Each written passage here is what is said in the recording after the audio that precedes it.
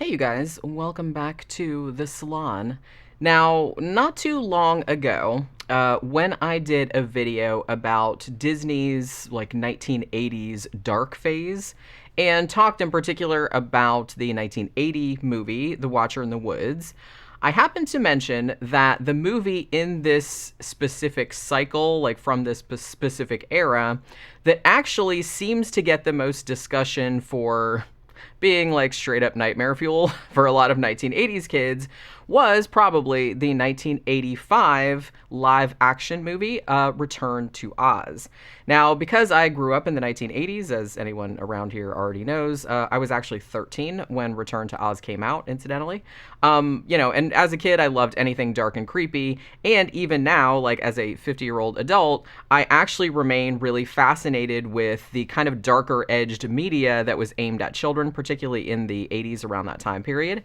So, knowing all of that, I knew that I was eventually going to sit down and revisit Return to Oz and assess it with a more adult eye. I think I actually saw it when I was maybe a teenager. I didn't see it in the theater, but I maybe saw it when I was 14 or 15. And I remember really digging it, but I don't think that I saw it again after that. So I think this is only my second viewing. So I'm coming at it with a relatively fresh eye because I didn't remember that much about it from the 1980s.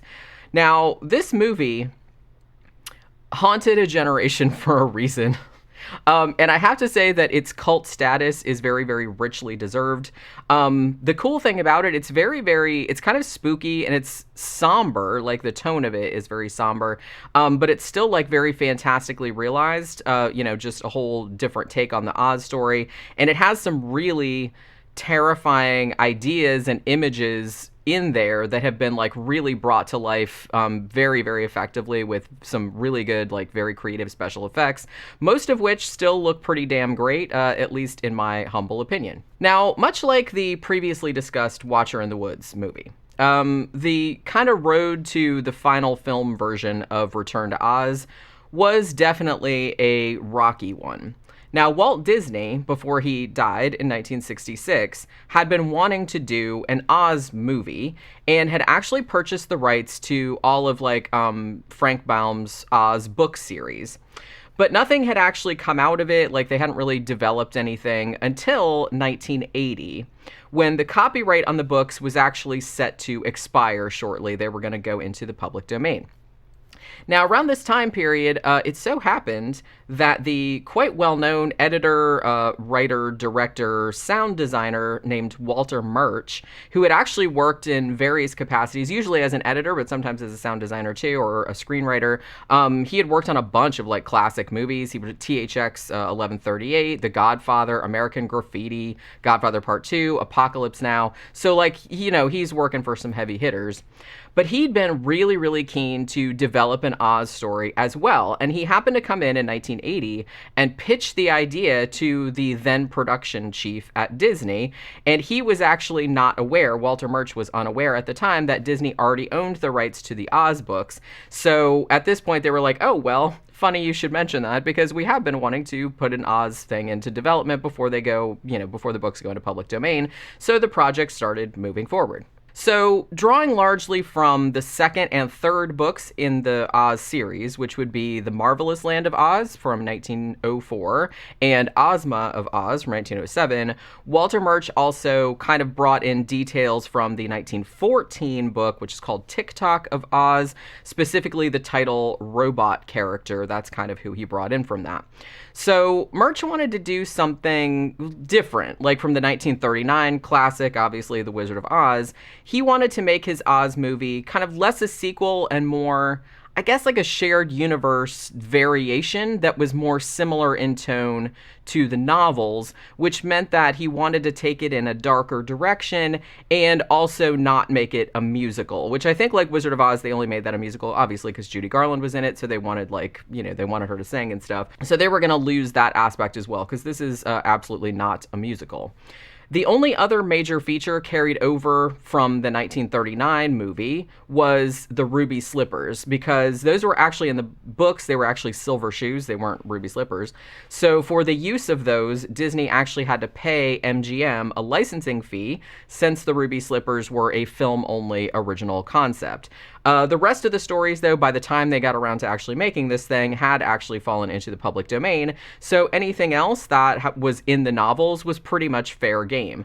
Now, one thing I think from the novels that or that wasn't in the novels that he did retain also from the original movie, was the plot trope of having the people in Kansas, like the characters in Kansas, turn up as characters in Oz, like to kind of keep the continuity with that and sort of highlight the dreamlike mirroring and like the ambiguity of the 1939 film, where you're never entirely sure if like all of it really happened or if it was just a dream that Dorothy was having while she was knocked out from the tornado. So almost the entirety of Return to Oz was shot at Elstree Studios in Hertfordshire, England, because of budgetary constraints. The movie actually ended up, I believe, costing about $28 million altogether. Now, unfortunately, right away, Walter Murch got kind of behind on the production. And even worse, when he was showing like the dailies and the footage that he'd shot so far to the Disney executives, they weren't really too into it. So they were kind of threatening to fire him. Now, as I mentioned, because he'd worked on so many like, big films in the past, he had some kind of heavy hitters on his side, luckily for him, including George Lucas and Francis Ford Coppola, who actually went to bat for him and like, kind of went to the executives and be like, hey, give the dude a break, you know what I mean? Because I believe this was his directorial debut. So their clout kind of ensured that he'd be allowed to stay on and finish the movie. But again, unfortunately, when the movie was released, it pretty much tanked. I think it only made a little over 11 million at the box office and got some pretty mixed reviews from critics, some of whom seem to compare it unfavorably with the 1939 Wizard of Oz, and or maybe like lamented that it was too scary and too intense for the children that it was supposedly aimed at, even though I will note that it was rated PG. So I will say that just like kind of all the other live action films that were released during Disney's dark phase, which I've talked about before, Watcher in the Woods, Something Wicked, This Way Comes, stuff like that, even though all of those didn't do very well at the time of their release, they would eventually build up an audience over the years and would subsequently become cult classics, that they are today. Return to Oz, also notable, as many of you will know, for being the debut feature film of Fairuza Balk, who is, who was in tons of stuff, including like American History X, she was in Masters of Horror, stuff like that, but she is beloved by goths everywhere for her amazing, awesome turn as Nancy in The Craft from 1996. Now, Fairuza was only 11 years old in Return to Oz, and cute as a fucking button, I have to say. She's adorable in this.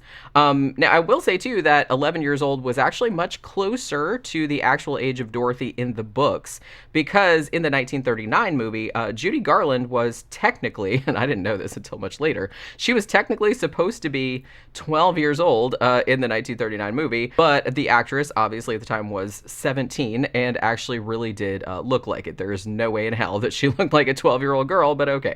Now, Fairuza, while not in any way like homaging Judy Garland's performance here, is actually fantastic. She's really, really great in this. I mean, she's obviously a little girl, like she's obviously a child, but she comes across as very intelligent, very resourceful, very serious, and also like a little bit melancholy, like, which actually kind of befits the, the situation she's in at the beginning of the movie, and also kind of like the tone of the movie as a whole. So Return to Oz is set in 1899, and it's 6 months after the tornado that, initially took Dorothy to Oz, like the first time, like in the 1939 movie. Now, the house belonging to Auntie Em, who's here played by Piper Laurie herself, like, Carrie White's crazy mom, and Uncle Henry, who's played by Matt Clark, who usually was in Westerns, I think. So their house was obviously destroyed by the tornado, and although Uncle Henry started constructing a new house, like on their, Kansas farmland or whatever, he broke his leg at some point and hasn't been able to finish the house, so it's kind of like half done.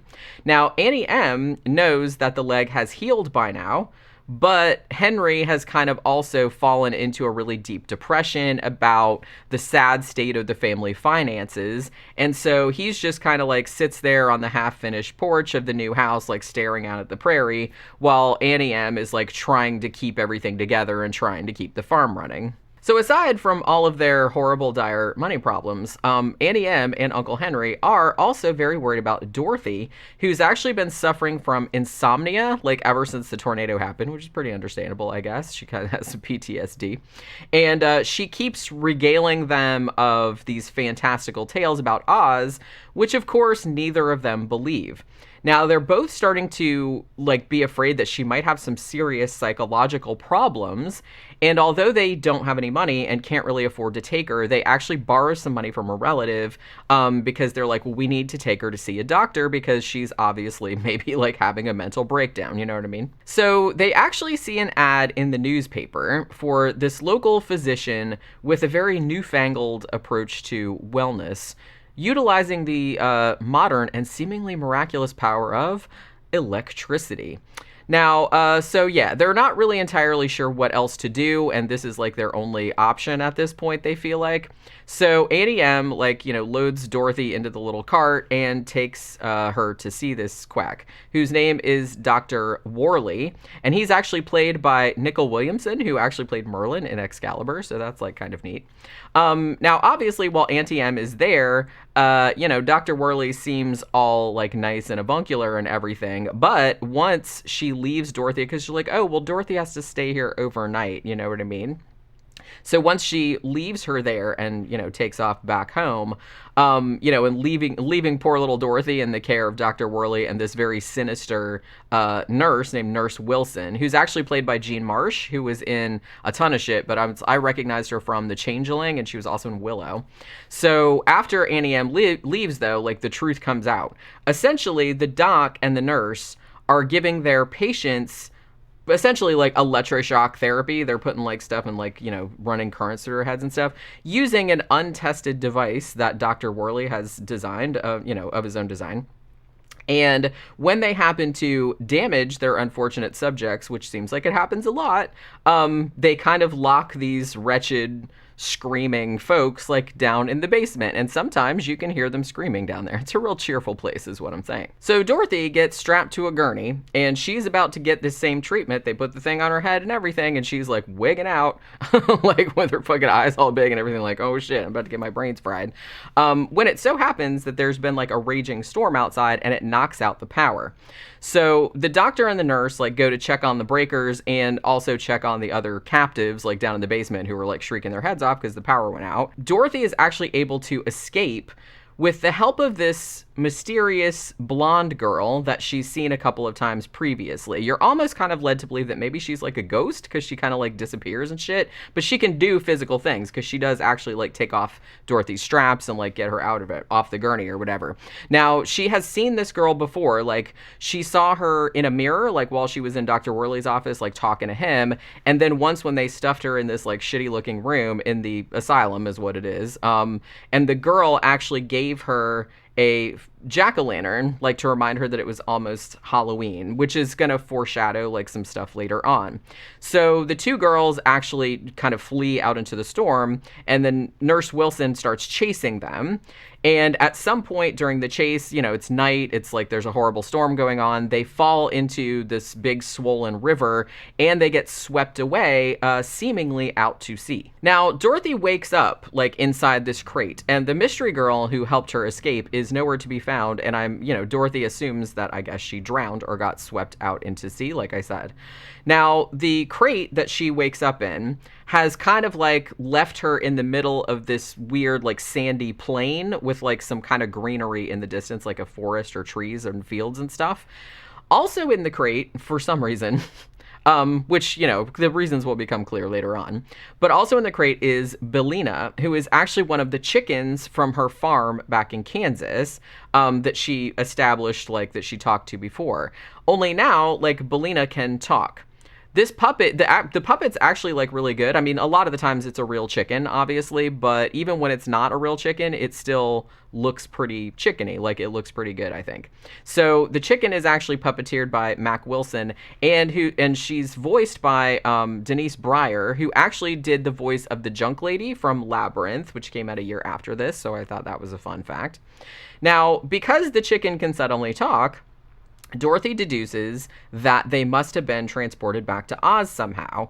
And she says, well, if that's the case, then the place where we've landed with all this sand and everything, this must be the Deadly Desert, which actually like surrounds Oz, you know what I mean? And also, by the way, turns you into sand, like if you touch the sand. So it's kind of like the floor is lava, but it's like, you know, the floor is sand and it turns you into a sand thing. You know what I mean? So Dorothy and Bellina are actually able to kind of hop from rock to rock to get to like the grassy area, which isn't that far away. You know what I mean? But some of the rocks have like these really creepy faces, and they kind of materialize like out, and they kind of like snarl at Dorothy and stuff like that. But Dorothy doesn't notice this at first. So she plucks some grub from a convenient lunch pail tree, which I was like, that's pretty neat. I like that. You just take it out. There's like a little, she's like, oh, I wonder what's in. Oh, it's a ham sandwich. You know what I mean? So I thought that was kind of cool. So they got some food. So Dorothy and the chicken, they set out to find her friends, obviously, the Scarecrow, the Tin Man, and the Cowardly Lion, like from last time. But soon enough, she starts to realize that a lot has changed since her last adventure here in Oz. It's not clear how much time has passed because, like I said, in the real world, only 6 months has passed, but clearly it looks like in Oz, like a lot more time has gone by. It must be like a Narnia situation where, you know, time doesn't work the same. So Dorothy actually, while she's walking through the woods, she finds her old house that was blown here from Kansas, like last time. But surrounding it is no longer Munchkin land. Now it's just kind of like empty woods. And even worse than that, the yellow brick road is all like fucked up. It's all like crumbled and unkempt. Like it looks like it was just, you know, there's just like fucking yellow bricks everywhere, like somebody trashed it.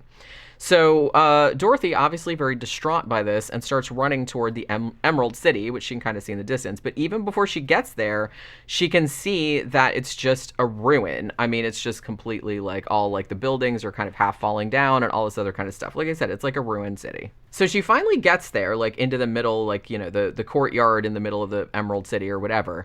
And she finds, to her utter horror, that everybody has been turned into stone, including all her former friends. Like, she doesn't see the Scarecrow, but she sees like the Tin Woodsman, she sees the Cowardly Lion, and everybody else, like all the humans that live there and stuff like that. They're all, you know, they all look like they were clearly turned to stone, like in the middle of whatever the fuck they were doing.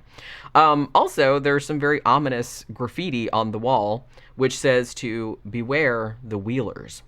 Now, as soon as she reads that out loud, as if on cue, like the Wheelers themselves, who are actually like a gang of hoodlums, I guess, like dressed in these very, very colorful tailcoats, and they have wheels instead of hands and feet. So I'm actually assuming that they got like a bunch of acrobats and stuff like that to do this, because they're, you know, going around like that, sort of like hunched over.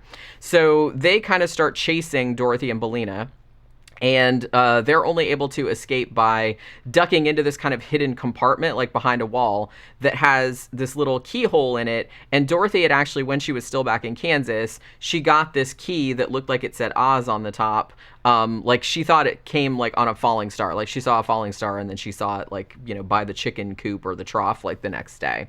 So they're able to like open the door and get in there and get away from the Wheelers. Now, as an aside, I feel like the Wheelers get brought up a lot when people talk about how much this movie scared them as a kid. And I can totally see that, although I admit that they are much, much scarier before they talk.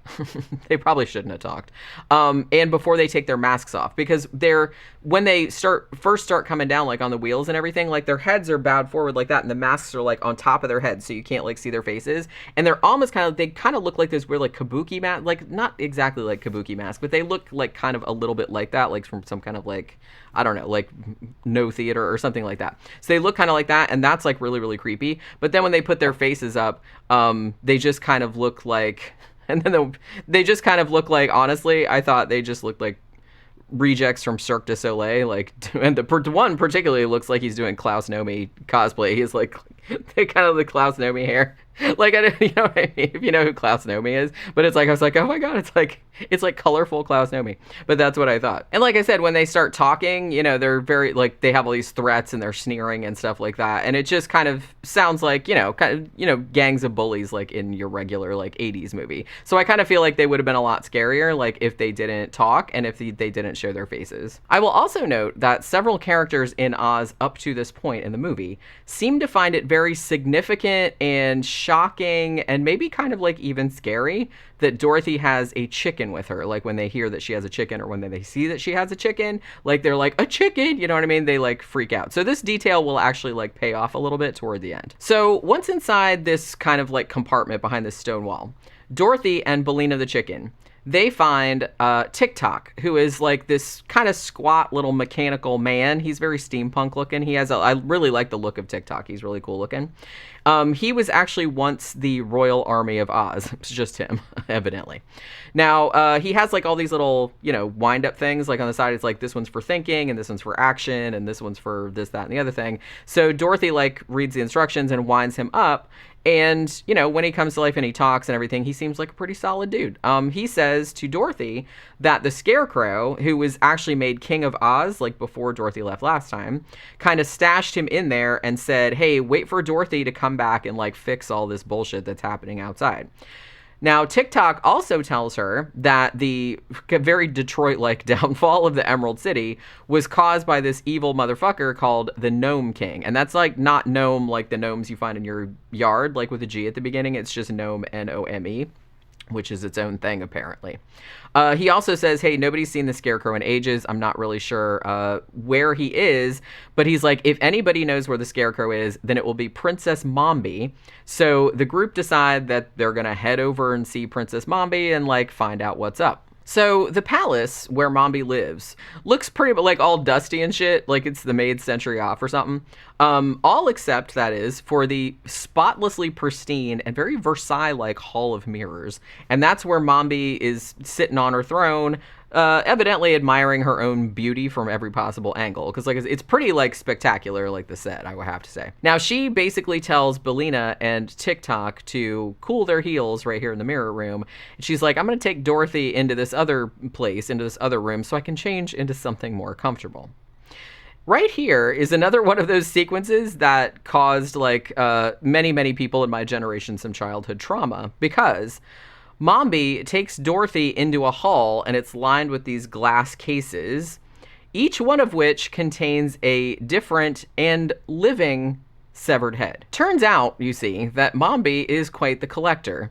And because of her vanity, she likes to have a whole bunch of different heads that she can swap out. Like whenever the mood strikes her, just pop this head off. I want to put this head on. I want to be a blonde today. I want to be a redhead today. I want to like it. You know what I mean? I want to have a round face. I want to have a heart-shaped face. It's that kind of shit.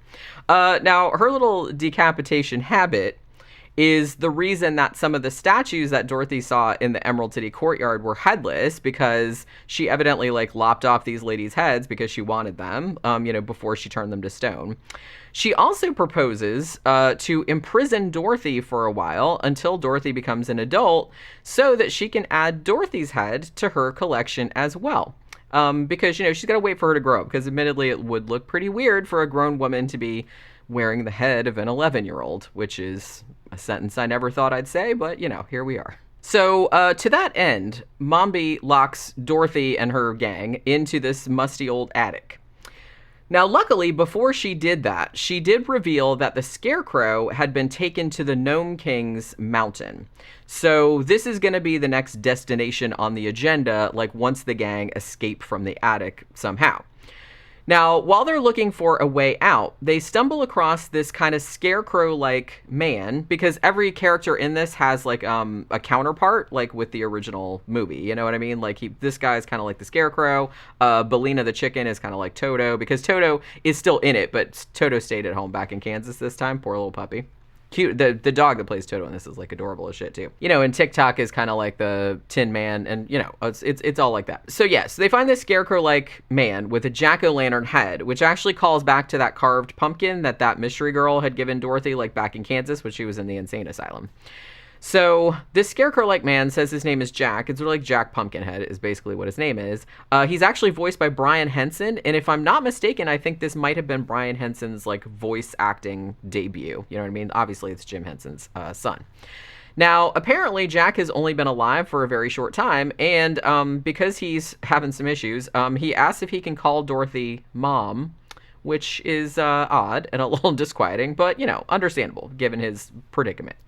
He explains that Mombi actually brought him to life with a magic powder that she had that was capable of bringing any inanimate object to life. So Dorothy resolves to go get her hands on that shit because something like that could be, could really come in handy, as you can imagine. Now, Jack says the powder is probably in the same case that contains Mombi's original head. She puts all her special stuff in like one place, I guess. So Dorothy sneaks down to Mombi's bedchamber to steal the key for the case. It's like this really cool, like clear red key. So it looks like it's made of rubies actually, and she keeps it like tied around her wrist. Now, although Dorothy is able to successfully snag the powder like out of the case, she wakes up Mombi's head in the process. Now the OG Mombi, like, cause she has different heads, like through the course of the movie, but the OG Mombi, who she is from now on, is actually played by Jean Marsh, who is the same actress who played Nurse Wilson, like in the Kansas part of the movie. So like I said, there's kind of like, you know, calling back to like the original 1939 where, you know, you were there and you were there. It was just like, it's kind of like that. So there's actually a quite terrifying scene here where the headless Mombi, because like I said, the head is in the case, but the body is still like back in the bedchamber. So they're separated. And I guess she sleeps without her head on because reasons.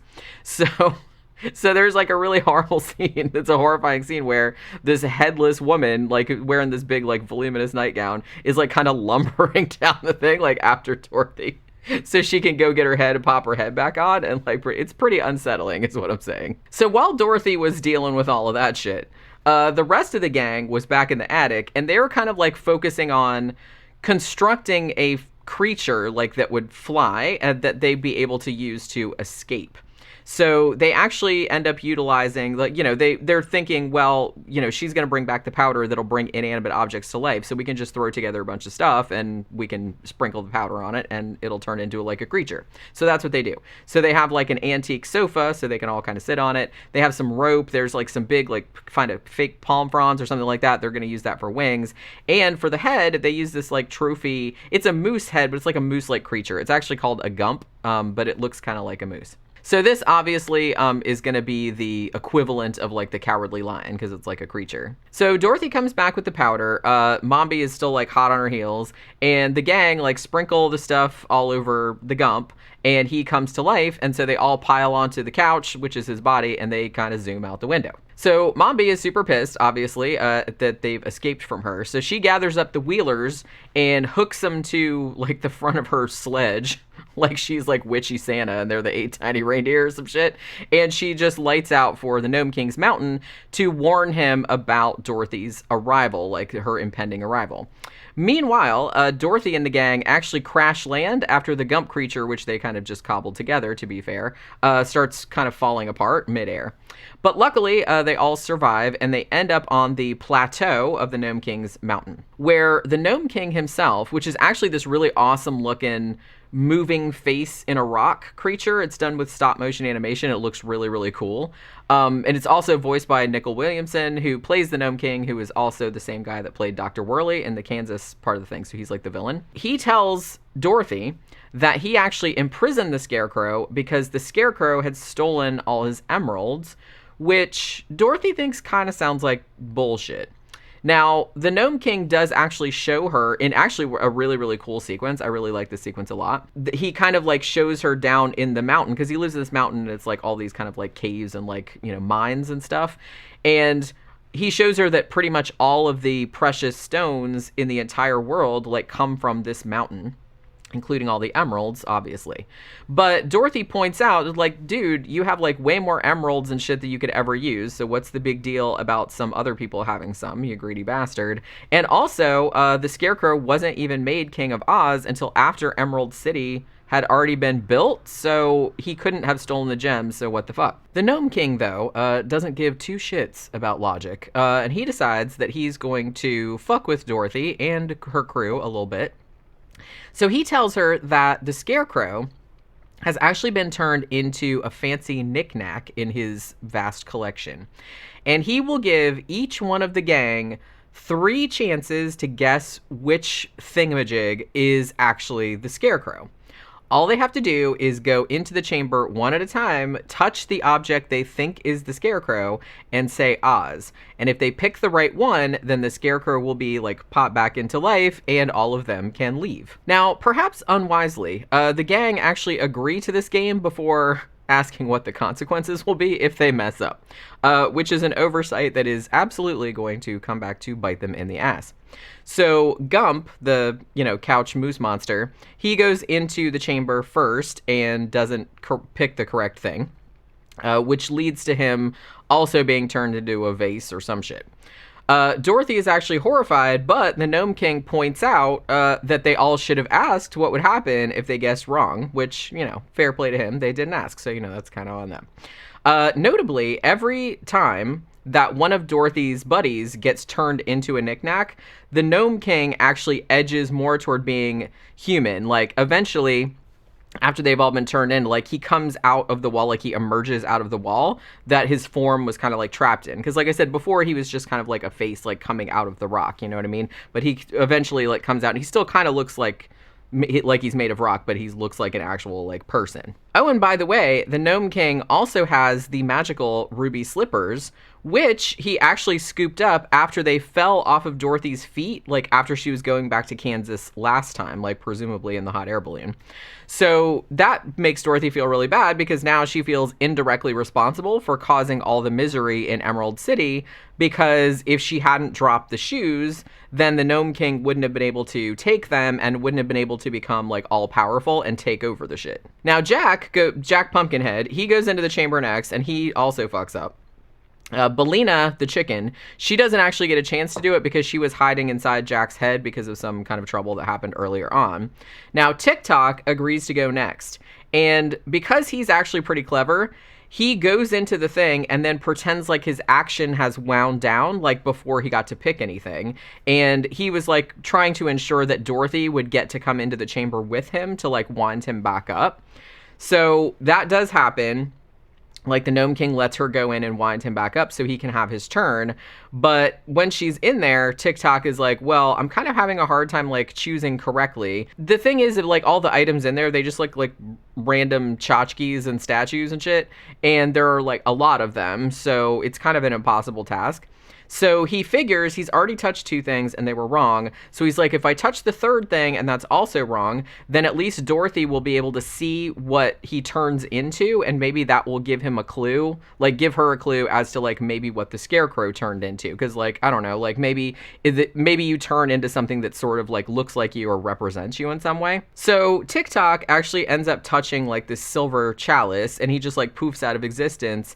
But unfortunately, Dorothy can't see any object that he might have transformed into, so she's kind of at a loss at this point because that was kind of like their whole plan, and now she's the only one left. So Dorothy touches 2 things, and neither one is the Scarecrow, obviously, and after that, she just decides to say fuck it, and she's just gonna use the Force, right? I mean, essentially. She just like closes her eyes and starts wandering around randomly, like trying to like feel some vibes or whatever. Now, when she opens her eyes, she sees this big green crystal thing that sort of looks like a emerald paperweight or something.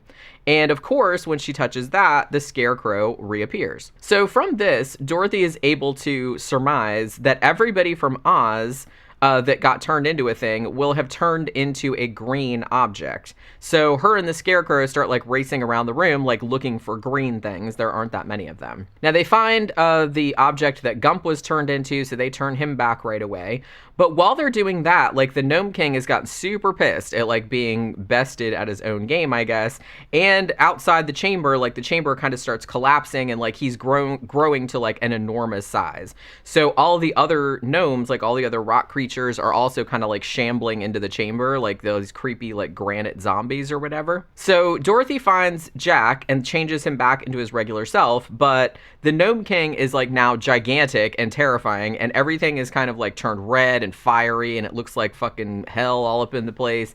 And to make everything even more nightmarish, I was kind of like watching this going, holy shit, I can see like how some kids were like freaked out by this. The Gnome King decides that he's just had enough of Dorothy and her shit, and he's just going to straight up eat all of them. So he actually ends up swallowing Gump's couch body, although like his head is still okay because like I said, he was just kind of like roped together. And then he picks up Jack Pumpkinhead, who is just like this really sweet, like childlike kind of character, and he picks him up by the foot and like dangles him over his mouth, which like starts stretching out and like getting really, really big and like turning into this fucking, it's like fucking horrifying. So, you know, and Jack is up there going like, oh no, like saying bye. It's like, it's pretty terrifying. But then Billina, the chicken, who remember is hiding inside Jack's pumpkin head, she like lays an egg in terror, like I said, I understand. And the egg actually like vanishes kind of like down the Gnome King's like rocky gullet, right? And remember how I said earlier that like all the bad guys in Oz seemed like kind of freaked out by hearing that Dorothy had a chicken with her? Well, it turns out it's because that eggs are poisonous to gnomes and are in fact the only thing that can kill them. So it's essentially like a severe egg allergy, hence why everyone was freaking out about a chicken being there. So the Gnome King actually ends up disintegrating in a fairly horrifying fashion. Like it's almost kind of like he's rotting from within or something like that. It's like I said, the stop motion animation is really cool. And then all the other gnomes, like all the other little rock creatures, they either retreat back into the walls, or maybe they also die, because I'm not entirely sure if they're not all like one organism, you know what I mean? Because they're all like part of the mountain. They seem like they can come out and like be separate beings, but I think in the end it's kind of like a, you know, like a hive mind or like a one organism or like a mushroom situation or something, it seems like. Oh, and by the way, Princess Mombi is still around, but she was actually put in a cage earlier by the Gnome King because he was mad at her for not bringing Dorothy to him like he asked. And after Dorothy actually uses the ruby slippers that she pulls out of the rocky wreckage that was once the Gnome King, you know, she can tap her like heels together now and get them the hell out of the mountain, which also takes Mombi's witchy powers away. Like, so she's actually no longer a threat. I don't really know what happened to the Wheelers. Like, presumably they went back to, you know, audition for the Road Company of Fame somewhere or whatever. So the Emerald City, there is kind of like a little thing where they all get back, like they're outside the mountain, like in a field, and they're like, oh shit, we didn't find TikTok in time. Like they didn't turn him back from an object. But then they notice that Gump has this like little green metal like stuck on one of his antlers, and obviously that turns out to be TikTok. Like when they touch it, like he turns back. So you know, everybody's back together, like the gang's back together again. So Emerald City gets restored to its former glory after Dorothy wishes for it, like with the shoes. And although everybody's like super happy and they're all asking for Dorothy to be made the Queen of Oz, she says, you know, I really should be getting back to Kansas, although for the life of me I can't really fathom why. Like, why the fuck would you want to go back there? I don't know. It turns out, though, that the mystery girl, remember, who was helping her at various points along the way, that girl is actually Ozma, who is the rightful Queen of Oz, and she was actually trapped behind a mirror, like by Mombi, like after her father died, so that Mombi could kind of take over.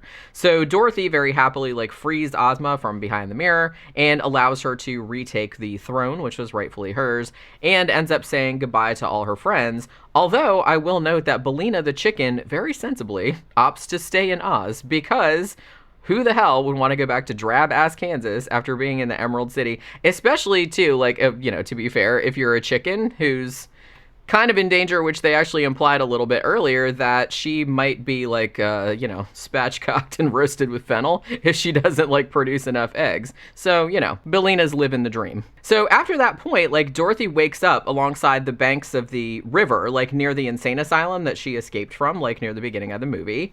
And Toto comes up and finds her, and it's all cute, and she's like hugging Toto and everything like that. Like I said, the dog that plays Toto is like super, super cute. And then like Annie M and Uncle Henry and like some other neighbors that have been out looking for her, obviously, because she ran away during the storm, and they're just kind of like, where the fuck did she go? So they're super happy they found her, obviously. Now, Annie M then tells Dorothy that the insane asylum was struck by lightning during the storm, and it burned down, like burned to the ground.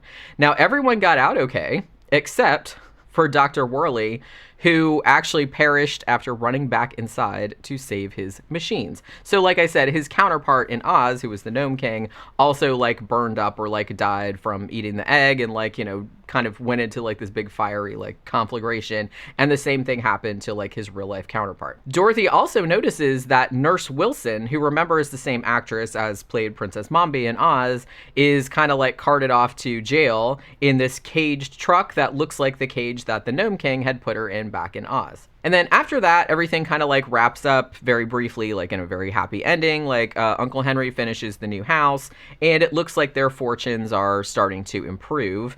Dorothy still sees Ozma and Belena the chicken in her mirror, and she actually wants to tell Annie M about it so she can like prove that she's, that she actually saw the shit. But Ozma is basically like, don't tell anybody, like keep it a secret, which I guess isn't that happy an ending, because now it ensures that Dorothy will be considered a delusional nutcase by her relatives, like, for the rest of her life. So I was like, oh well. Now, obviously, Return to Oz is a very different film than The Wizard of Oz, but to be honest, I think that's one of its greatest strengths. I mean, The Wizard of Oz is such a classic, you couldn't really remake that, so I think it was really wise to go, like, in a different direction and kind of go more with the tone of the books, like I said. I mean, this movie, it's still whimsical and fun and action-packed and stuff, and, with cool characters, but the tone of it is much gloomier. It's always, I think that's the word that I want to use. It's kind of like a gloomy, like a downbeat kind of tone. And the enemies like seem like a lot more numerous and are kind of like frightening. Not saying that like the Wicked Witch and the flying monkeys, for Christ's sake, like from the original, Wizard of Oz, that was pretty scary. But there's a lot more of that kind of stuff in this movie. Like there's a lot more scary enemies, you know what I mean, than just her and the monkeys. I have to say too that Fairuza Balk is perfectly cast in this. She just has this great, perfect balance of just very childlike wonder and almost kind of like a pensive thoughtfulness, I guess. I mean, she seems very much like the weight of the world is on her shoulders, but at the same time, she's also like really self-possessed, and she's also really secure in herself and secure in her own like values, I guess. Like, for example, like before she goes into the chamber, like at the behest of the Gnome King, to try her hand at saving the Scarecrow, the Gnome King actually offers to use his ruby slippers to send her home, like no strings attached. Like he's like, well, your friends are already goners anyway, like a couple of them have already been turned into ashtrays or whatever, so why risk your own neck? I can just let you go home and everything will be fine. But she like absolutely will not have it. She just like completely refuses. She's very aware that there's a good chance that she might also get turned into a vase or whatever, but she's not willing to give up on rescuing her friends. So she's like really, really good-hearted like that. Now, interestingly, even though the movie didn't do all that well with audiences or critics at the time of its release, it was actually nominated for an Oscar for visual effects, which I didn't realize, but it actually ended up losing out to Cocoon. And I will say, too, like, the effects here are pretty outstanding for the time. The puppetry, I feel like, isn't quite as maybe, like, jaw-dropping as something from, like, Jim Henson's studio, like Labyrinth or The Dark Crystal or something, but it still looks pretty awesome, especially Jack Pumpkinhead, who's like a very, very skinny character, but like with a pumpkin head that can like come off and everything like that. It's like really, really well done. And I love TikTok, who's the head of TikTok was actually remote controlled, but then it also had like a little person actor inside who, I don't know if this is true, but I heard that the person that was piloting TikTok had to essentially like be upside down. So he was like walking on his hands, which if you see the movie, like will make more sense to you. I also really, really loved the look of the gnomes, like with their faces kind of like traveling across the rock surfaces in slow motion, and like sometimes like the faces like coming out and like making different expressions and stuff like that. It looked really cool.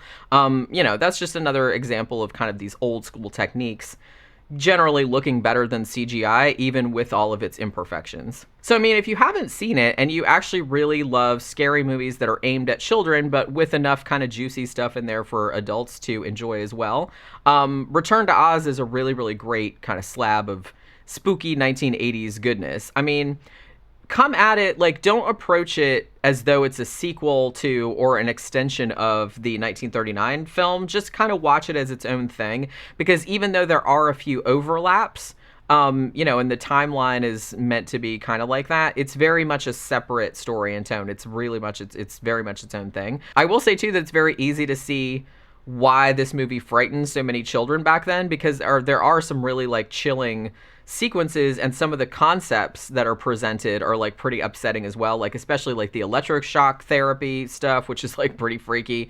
The Hall of Severed Heads, this kind of hellish looking final battle with the Gnome King.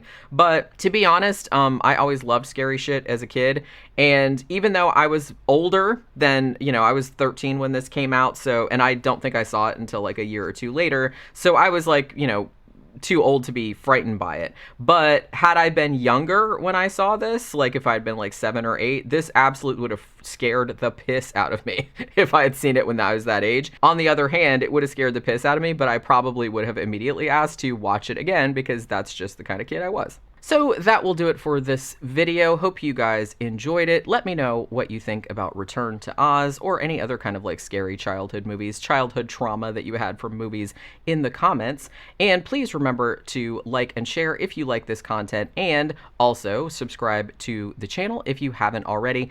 Also pop over to scaresalon.com, which is like this channel's kind of like associated website, and I post like a lot of written content over there, like book reviews, movie reviews, stuff like that. I try to put stuff up every day, but I don't always get to it, but there is a lot of stuff over there that you can read, so please check it out. And that'll do it. I'll see you guys again on the next one. Bye.